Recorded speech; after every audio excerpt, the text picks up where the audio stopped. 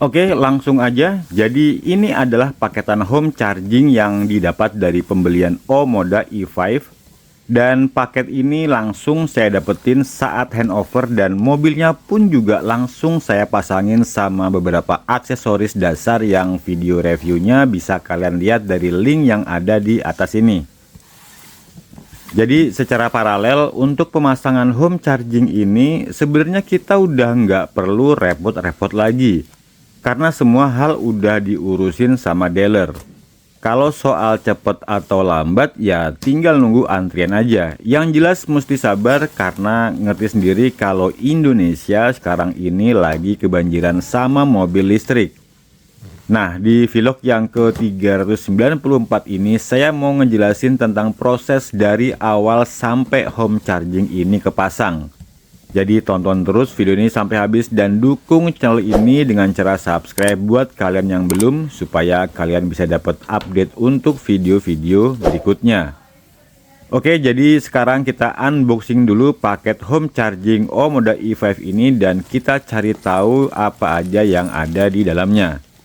Nah, yang pertama ini ada buku manual pakai bahasa Inggris dan ada 3 kartu tab, kartu garansi dan beberapa pengunci murbaut kayak gini ya. Baliknya udah polosan. Jadi karena udah dikasih manual book, saran saya sempetin buat baca biar paham kalau ada apa-apa nggak langsung tanya teknisi. Oke, next ini kayaknya udah langsung kabel dari unit home chargingnya. Kabel ini panjangnya 5 meteran. Saya tahu karena baca di manual booknya. Nah, yang ini adalah gun chargernya. Ya, tipe standar AC maksimal di 7 kW. Oke, lanjut lagi. Nah, yang di bawah ini dia panel home chargingnya. Dengan ukuran 42 cm. Warnanya standar putih kayak gini. Terus yang di pojokan ini adalah wall mountnya. Ya, benar. Nah, jadi segini aja yang ada di kotak paketan home chargingnya. Untuk selanjutnya dealer bakalan ngontak rekanan yang ditunjuk buat ngirimin perangkat kelistrikan sekaligus juga menghubungi pihak PLN untuk melakukan pemasangan baru. Dan bener nggak lama setelah ini pihak rekanan yang dalam hal ini namanya Tri Energi Berkarya atau kita singkat aja jadi TEB nge-WA saya untuk mengkonfirmasi sekaligus meminta syarat-syarat yang dibutuhkan buat pemasangan sambungan baru. Juga termasuk 2 biaya yang dibutuhkan, yaitu biaya pasang listrik PLN dan sertifikat layak operasi atau SLO dan NIDI, yang total semuanya 2 jutaan termasuk PPN. Nah, untuk SLO NIDI-nya saya urus di luar paket dan biayanya kena 600-an aja dari Topet biar lebih murah. Jadinya kayak gini dan prosesnya butuh waktu 1 mingguan. Jadi ke TEB saya cuma bayar untuk biaya pasang baru PLN plus pajaknya di angka 1 jutaan saja sesuai dengan invoice ini.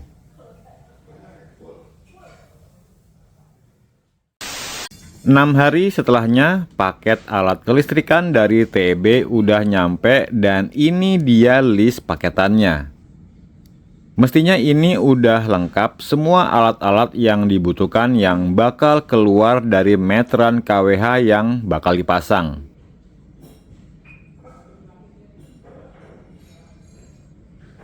Nah, ini ya kelengkapannya.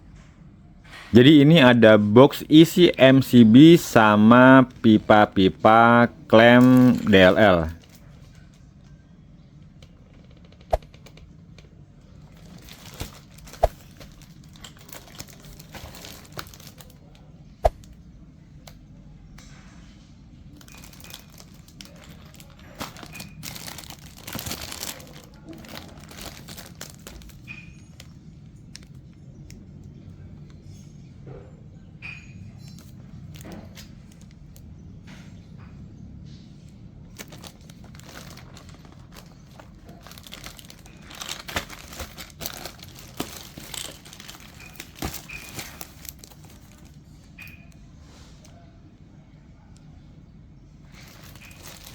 Sama ini ada 2 pipa PVC. Dan untuk selanjutnya tinggal nunggu petugas PLN yang bakalan datang buat instalasi pemasangan baru. Tapi saya ada tips persiapan sebelum petugas PLN datang buat jaga-jaga kalau kalian nggak pas di rumah karena petugas PLN bisa datang kapan aja. Oke, jadi tipsnya adalah kalian mesti tentukan bakal di mana meteran KWH baru dipasang. Tujuannya supaya rapi, karena tahu sendiri kabel-kabel listrik yang gede-gede itu bakal seliweran bikin garasi jadi nggak enak dilihat.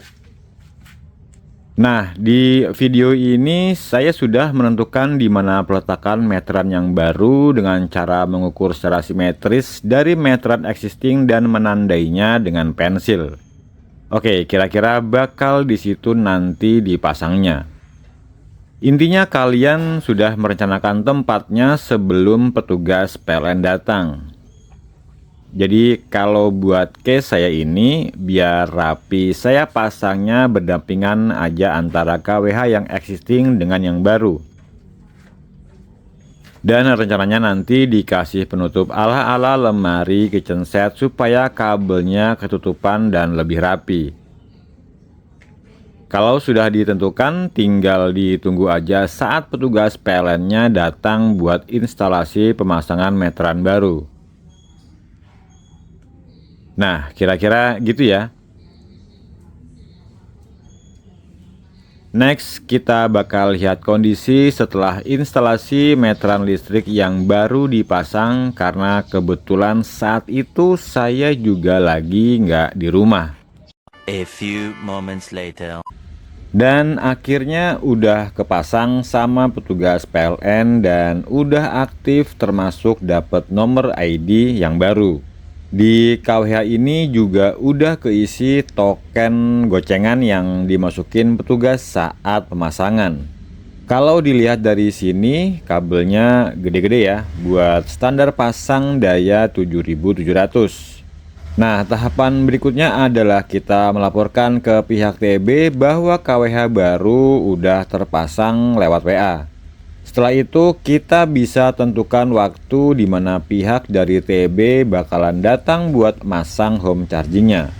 Untuk pemasangan ini saya rencanakan box MCB ada di antara kedua meteran KWH ini. Walaupun bisa diprediksi kabel-kabel pasti berseliweran.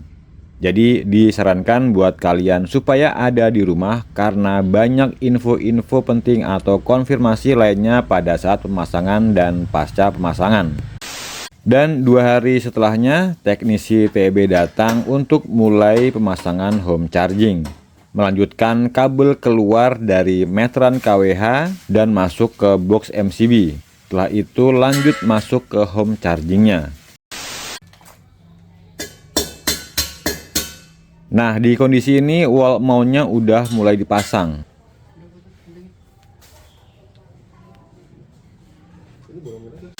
Instalasi sudah hampir selesai. Tinggal memasang kabel yang keluar dari meteran KWH untuk dimasukkan ke box MCB.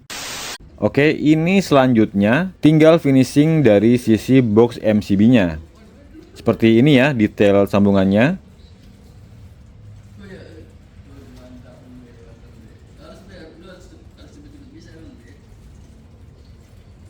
Setelah selesai akan ada penjelasan singkat dari mereka di saat pengetesan. Cas, dipasang dulu, Ya. di tap. Nanti sebaliknya kalau misalnya udah penuh, di tap dulu baru dicabut. Oke. Oke. Kalau dia di tap berarti dia Berkedip warna hijau jadi kayak gini. oh gitu. Bisa lihat dashboardnya Pak, lagi ngobrol.